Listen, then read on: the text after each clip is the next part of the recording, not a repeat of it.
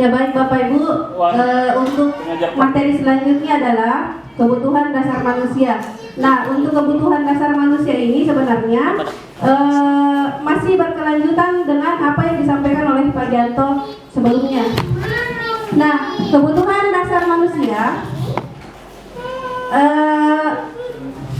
seperti yang kita lihat di depan, kebutuhan dasar manusia adalah seluruh tindakan manusia memiliki tujuan tertentu. Artinya kebutuhan dasar ini yang ingin dipenuhi oleh manusia. Kalau misalnya kita ambil contoh di lingkungan sekolah untuk murid kita, nah kebutuhan inilah yang ingin dicapai oleh anak-anak kita.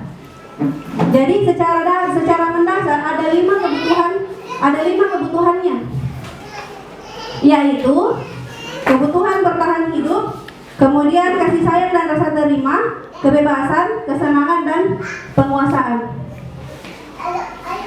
Ketika seorang murid melakukan suatu perbuatan yang bertentangan dengan nilai-nilai kebajikan atau melanggar peraturan, hal itu sebenarnya dikarenakan karena mereka gagal memenuhi kebutuhan dasar mereka.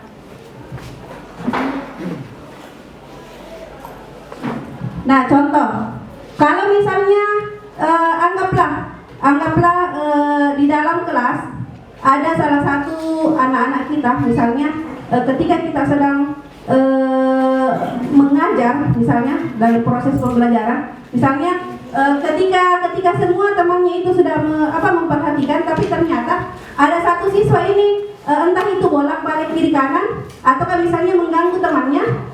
Nah, itu artinya ini maksudnya kita tidak boleh langsung menjudge bahwa dia seperti ini. Dia telah melakukan kesalahan, dia melakukan pelanggaran, dia tidak memperhatikan pelajaran. Tapi kita harus berpikir bahwa ternyata dia melakukan itu karena ada alasannya.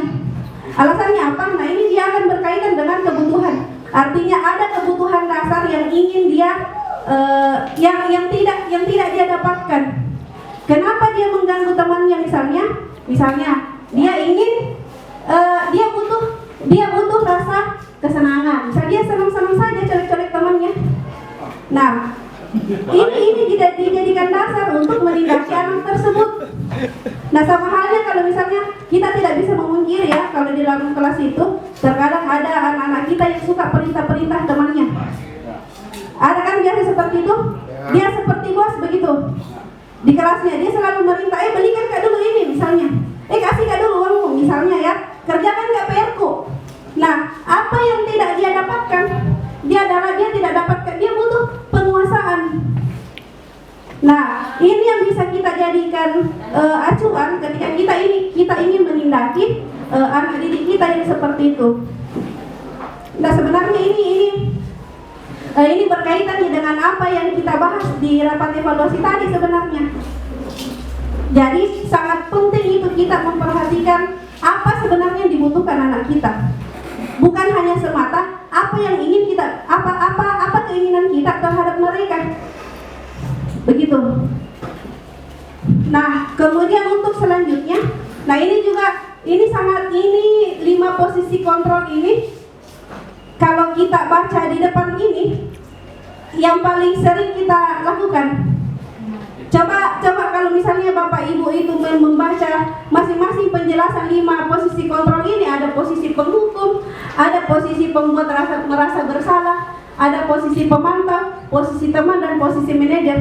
Ini sebenarnya kita melihat diri kita sendiri. Kenapa saya katakan seperti itu? Karena inilah posisi-posisi inilah yang sering kita lakukan. Misalnya posisi penghukum, kita tidak bisa memungkiri bahwa kita itu terkadang arogan terhadap anak didik kita. Kita berposisi sebagai bagaimana kamu itu salah.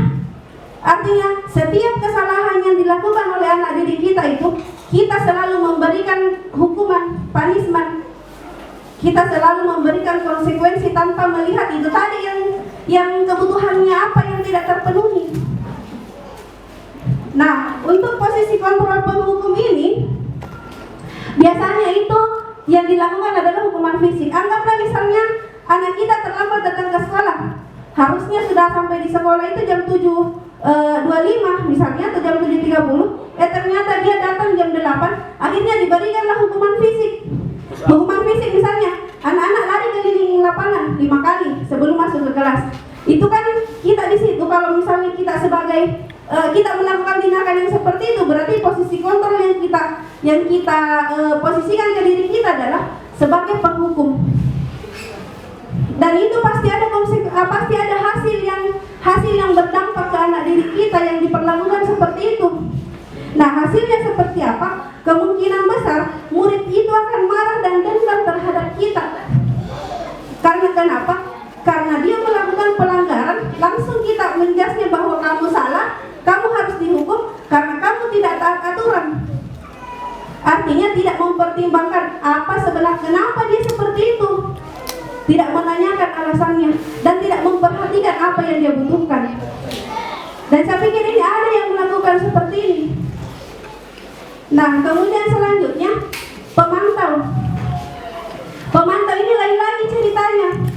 Dia tidak menghukum secara fisik, tidak menghukum secara psikis misalnya, tapi ketika ada anak-anaknya yang melakukan sebuah pelanggaran, dia selalu benturkan dengan aturan.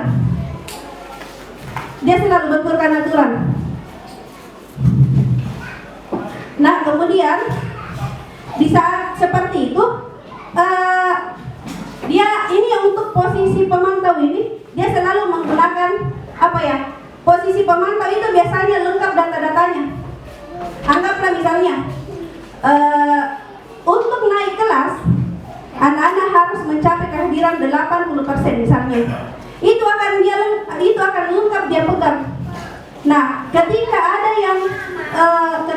yang tidak memenuhi misalnya 80% itu, maka itu yang akan dijadikan patokan bahwa kamu tidak naik kelas tanpa memperhatikan yang lain. Karena kenapa? Dia berpatokan pada data yang dipegang.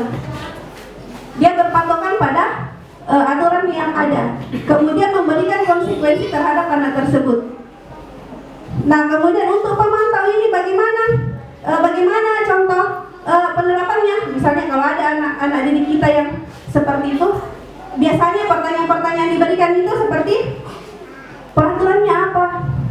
Artinya dia selalu membenturkan kepada aturan-aturan yang berlaku di sekolah ataupun di kelas. Aturannya apa? Kamu telah melanggar ini. Kamu tahu kan aturan yang berlaku, misalnya seperti itu. Nah, kemudian hasilnya apa? Sama dengan posisi penghukum, pasti ada hasilnya.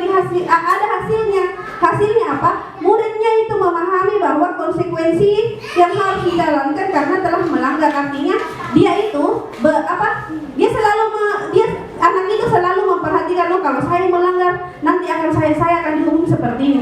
Kalau saya melanggar ini konsekuensinya seperti ini. Nah, ini sebenarnya ketika hasil ke siswa seperti itu, ini berkaitan dengan yang tadi yang dijelaskan oleh Pak Gio, motivasi eksternal.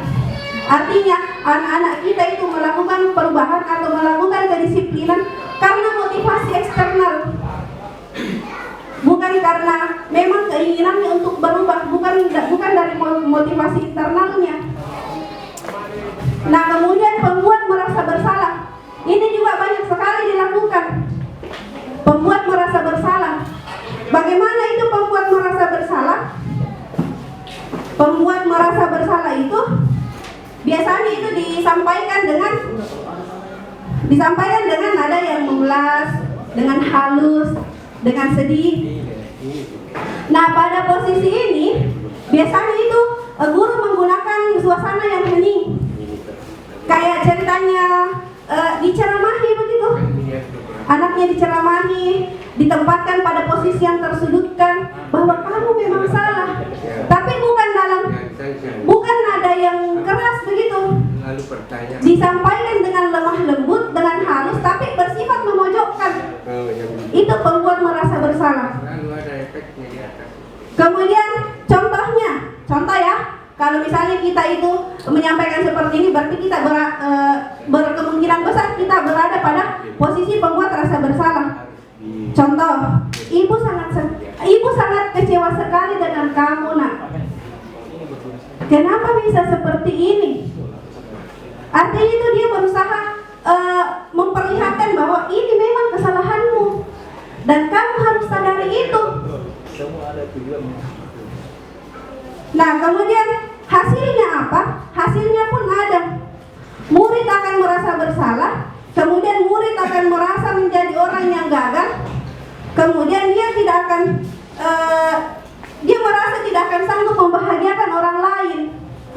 Itu pembuat rasa bersalah. Nah, kemudian ada lagi posisi kontrol sebagai teman. Posisi kontrol sebagai teman ini juga biasanya kita anggap inilah yang paling bagus. Kita seolah-olah berteman dengan anak didik kita. Kita memposisikan diri seolah-olah sama dengan dia. Kemudian cara menegur pun bagaimana caranya kita menegurnya, tapi seperti seorang teman menegur temannya. Nah, seperti apa yang posisi kontrol seorang teman itu? Biasanya itu disampaikan dengan suara yang ramah, suara yang rendah, kemudian ramah dan bersikap akrab, dan biasanya juga disampaikan dengan nada-nada bercanda. Contoh, ayolah bantu, misalnya seperti itu. Seorang teman ini disampaikan secara persuasif. Jadi dia kalau misalnya ada anak-anak didik yang berbuat salah atau melakukan pelanggaran, itu cara penyampaian itu secara persuasif, mengajak. Dia menyampaikan dengan cara yang mengajak. Contoh ya, misalnya, ayolah. Dengan kata ayolah itu sudah bernada persuasif.